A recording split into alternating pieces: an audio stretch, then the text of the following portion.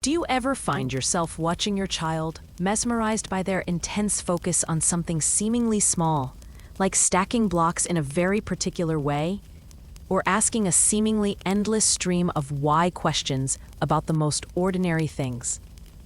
Have you ever felt a surge of frustration when you try to teach them something you're convinced they're ready for, only for them to resist, leaving you feeling like you're missing a secret cue? Or perhaps you've seen them suddenly, almost overnight, become captivated by a new skill or concept, devouring information about it with an insatiable hunger you can barely keep up with. If any of these resonate, you are absolutely not alone. These moments, both the baffling and the brilliant, are not random. They are, in fact, powerful, beautiful signals from your child, indicating that they are in what we call a sensitive period. This is a truly remarkable, innate drive within them, a brief window of time when they are exceptionally receptive to acquiring a specific skill or understanding a particular concept. Almost as if nature has flicked a switch, making them uniquely primed to learn. Missing these windows, or misunderstanding them, can sometimes feel like trying to teach a fish to climb a tree, frustrating for everyone involved. But understanding them? That's where the magic happens, where you unlock your child's natural learning power and transform parenting from a series of educated guesses into a dance of discovery. Today, we are going to dive deep into what these sensitive periods really are, exploring their profound impact on your child's development. We'll uncover how to spot these fleeting windows in your own child's daily life, even in the midst of the beautiful chaos that is family life. And most importantly, we'll walk through practical, everyday strategies you can use to lovingly support your child through these phases, allowing their innate intelligence to flourish without force or pressure.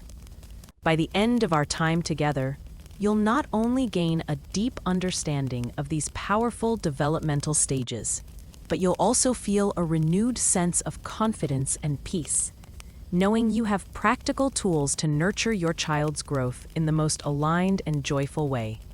You'll discover how to create an environment where your child can thrive, building on their natural curiosity and making learning a truly joyful, effortless experience for them and for you. Let's begin by understanding that a sensitive period isn't about pushing your child to learn. It's about observing and preparing. Think of it less like a scheduled class and more like watching a specific flower bloom. It happens when it's ready, and if you provide the right sunlight, water, and soil, it will flourish beautifully on its own. Your role, as a parent, becomes one of a loving gardener, creating the perfect conditions for that natural growth to occur. One of the earliest and most observable sensitive periods is the sensitive period for order. This often emerges strongly in toddlers, typically between 1 and 3 years old, but elements of it can be seen even earlier and continue beyond. For us adults, order might mean a perfectly tidy room or a neatly organized schedule. But for a young child in this sensitive period, order means predictability, consistency, and knowing where things belong, both physically and within their routine. It's their way of making sense of a vast, overwhelming world.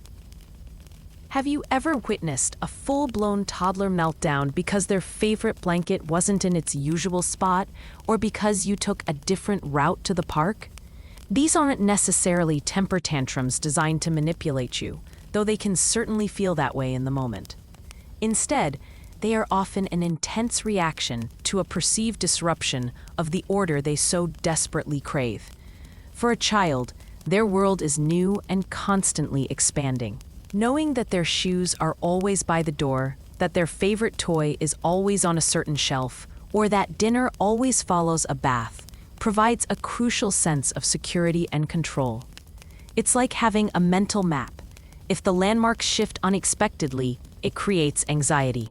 So, how do we support this profound need for order? The first step is to create a predictable and organized environment.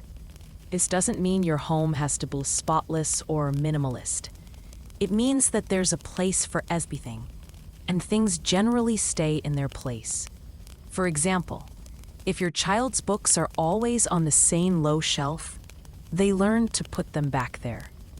If their clothes are in a specific drawer, they know where to find them and where to put them away. We can even involve them in this process.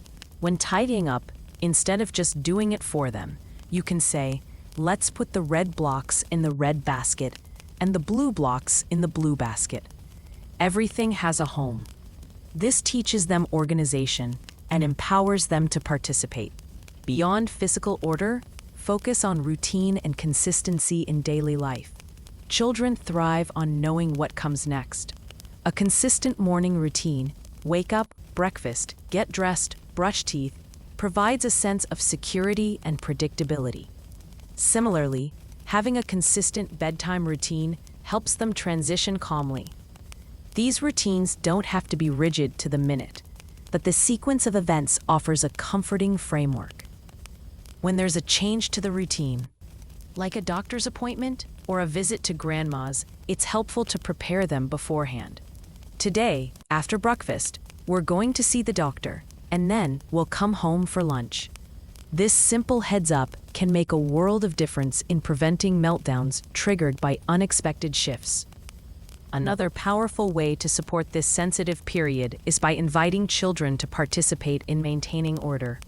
Rather than cleaning up after them, involve them in the process. When they're finished playing with blocks, gently guide their hand to put them back in the basket. When they finish a meal, encourage them to carry their plate to the sink.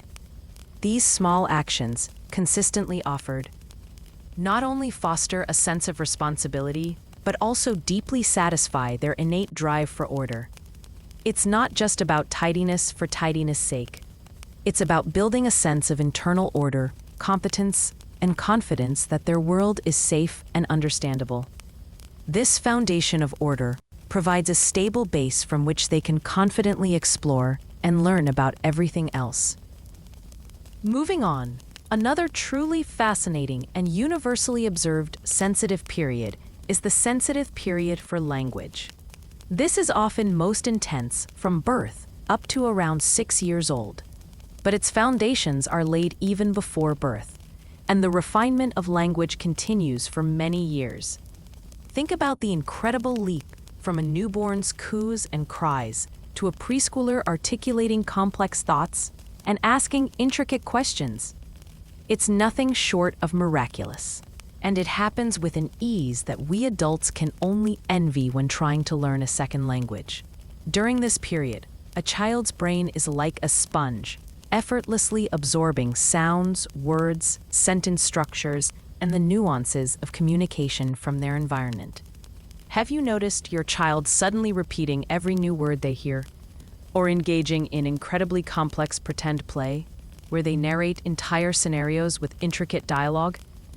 This is their sensitive period for language in full swing. They are not just learning words. They are learning how language works. Its rhythm, its grammar, its social function. When a child constantly asks, "What's that?" or "Why is that?" it's not just curiosity. It's a deep dive into labeling their world and understanding cause and effect through language. You might notice them correcting you if you misname something, or pointing out a word in a book they just learned. This intense focus isn't a fluke. It's their brain's natural programming for language acquisition, operating at peak efficiency. To truly nurture this powerful drive for language, the most fundamental step is to talk to your child, a lot and meaningfully. Engage in conversations from the moment they are born. Describe what you're doing. "I'm putting on your red socks now, they're so soft." Narrate your day. "We're walking to the store to get apples." And respond to their babbling and coos as if they are full conversations. This provides them with a constant, rich stream of linguistic input. When they start forming words, resist the urge to correct their pronunciation immediately.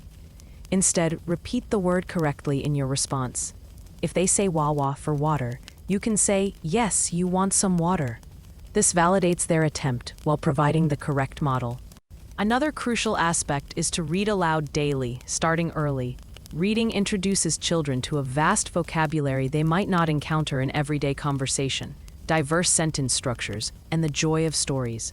Point to pictures, ask open-ended questions about the plot, and encourage them to read along by turning pages or pointing to words.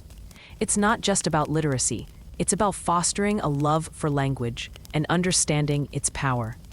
Even for infants, the rhythm and sound of your voice reading can be incredibly stimulating. As they grow, moves beyond simple picture books to stories with more complex narratives, expanding their understanding of the world and their ability to express themselves. Finally, listen actively and patiently to your child's attempts at communication. When they are trying to tell you something, give them your full attention. Let them finish their thought, even if it takes a while or their sentences are jumbled. Ask clarifying questions. Tell me more about that. What happened next? This sends a powerful message. Your words matter, and I value what you have to say. It builds their confidence in using language and encourages them to express themselves more fully. Avoid interrupting or finishing their sentences. The sensitive period for language is not just about speaking. It's about connecting, understanding, and making sense of their human experience through the incredible tool of language. By providing a rich, responsive language environment, you are literally wiring their brain for communication, thought, and connection. Let's now turn our attention to the sensitive period for movement and refinement of the senses. This is a broad and ongoing period, essentially from birth and intensely active throughout the early childhood years, as children continuously develop control over their bodies and sharpen their perception of the world. Think about how a baby first learns to intentionally grasp, then to crawl, then to walk, run, jump, and eventually master complex motor skills like riding a bike or playing an instrument. Simultaneously, their senses, sight, hearing, touch, taste, smell, and even proprioception, the sense of where their body is in space, are constantly refining, allowing them to gather information about their environment. Have you ever observed your child, seemingly without a care in the world, spinning in circles until they fall down giggling, or meticulously feeling every texture in a sensory bin, or perhaps engaging in repetitive actions like opening and closing a drawer 100 times? These behaviors, which might seem purely playful or even a bit perplexing to us, are often deeply driven by their sensitive period for movement and sensory exploration. They are not just playing, they are working. They are experimenting with balance, refining their gross motor skills, developing fine motor control, and integrating sensory information to build a coherent understanding of their physical world. For instance, a child who loves to climb isn't just being adventurous. They are testing their limits, building strength, understanding spatial relationships, and developing coordination. To support this vital sensitive period, the first and most important step is to provide ample opportunities for unstructured, free movement and exploration. This means allowing them to run, jump, climb, swing, and balance in safe environments, both indoors and especially outdoors. Instead of always directing their play, create spaces where they can initiate their own movements. A playground isn't just for fun. It's a dynamic laboratory for gross motor development. Open-ended play materials like large blocks, tunnels, or even just blankets and pillows encourage creative movement. For younger children, floor time is crucial for developing core strength and coordination needed for crawling and walking. Avoid excessive time in restrictive devices like bouncers or walkers, which can hinder natural development. Beyond gross motor skills, actively encourage the refinement of fine motor skills through practical, engaging activities.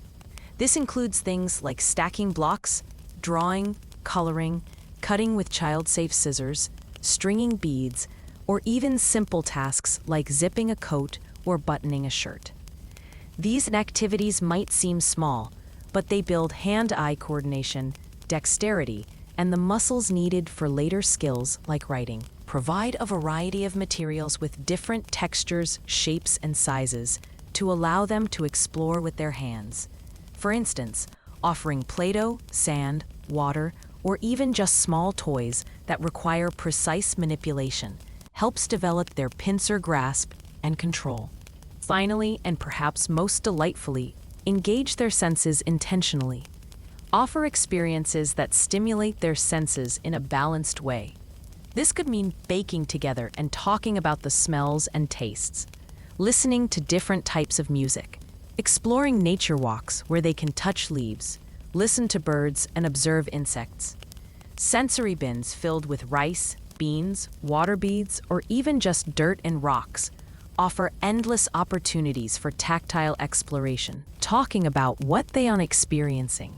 That leaf feels crinkly, or listen to how loud that truck is, helps them connect their sensory input with language and understanding. By allowing them to move freely and explore their world through all their senses, you are not just encouraging physical development, you are nurturing a deep connection to their environment and building the foundational neural pathways for future learning and complex problem solving. This sensitive period is about building the body and mind in concert, allowing children to truly inhabit their physical selves with confidence and capability. Now let's explore a sensitive period that often intersects with many others and is incredibly rewarding for parents to observe and support. The sensitive period for practical life and independence. This period begins very early in life, often around 12 to 18 months, and continues intensely through the preschool years and beyond. It's marked by a child's profound desire to do things for themselves, to contribute to the family unit, and to master the skills of daily living that they see adults performing. This isn't just about making your life easier by having them help. It's a deep, intrinsic drive for competence and self-sufficiency. Have you ever seen your toddler insist on putting on their own shoes, even if they're on the wrong feet? Or become incredibly focused on stirring batter when you're baking? Or perhaps absolutely demand to pour their own water, even if it means a little spill? These moments are not just about assertion. They are powerful expressions of their sensitive period for practical life. They are developing their will, their coordination, and their understanding of cause and effect. They want to be part of the real work of the family. While it might sometimes be quicker or less messy to do things for them, every time they attempt a practical task, they are not only refining their motor skills and concentration, but also building a profound sense of self-worth and capability. They are learning, I can do it myself, and I am a capable member of this family.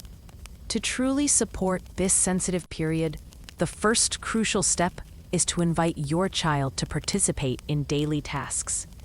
This means involving them in age-appropriate chores, not as a burden, but as a joyful contribution. Even a very young child can help sort laundry by color, wipe up spills with a small cloth, or put their dirty clothes in a hamper. As they get older, they can help set the table, water plants, or help prepare simple meals. The key is to make these tasks accessible and to offer them as opportunities for learning and contribution, rather than expecting perfection. For instance, when setting the table, you might hand them one spoon at a time and show them where it goes, rather than expecting them to set the whole table perfectly. Secondly, and perhaps most challenging for us as busy parents, is to slow down and allow them to take their time, even if it leads to messes or inefficiencies. When a child is learning to pour water, they might spill. When they're learning to button a shirt, it will take much longer than if you did it. Your patience in these moments is a profound gift. It communicates trust and allows them the space for trial and error, which is how true learning happens. Interrupting or taking over too quickly can inadvertently send the message that they are not capable or that their efforts are not valued. Instead, offer quiet support and encouragement. You're really concentrating on that. Or almost there. Let me know if you want a little help. Finally, consider providing child-sized tools and accessible environments. If your child wants to help in the kitchen, a small stool allows them to reach the counter safely. Child-sized brooms, dustpans, or watering cans can make tasks more manageable and appealing. Organizing their clothes in low drawers or having snacks accessible in a low pantry shelf empowers them to make choices and be more independent. This isn't about creating a miniature world, but about making the real world accessible to their developing bodies and abilities. When we provide these opportunities and the patience to allow them to engage, we are not just teaching them practical skills. We are nurturing their internal sense of competence, their self-esteem, and their joy in contributing to the family, laying a foundation for lifelong independence and confidence. As we gently bring our conversation to a close, remember that parenting is not about having all the answers, but about cultivating a deep sense of presence and observation. Your child is not a blank slate waiting to be filled, but a vibrant, intelligent human being with an innate blueprint for growth and discovery.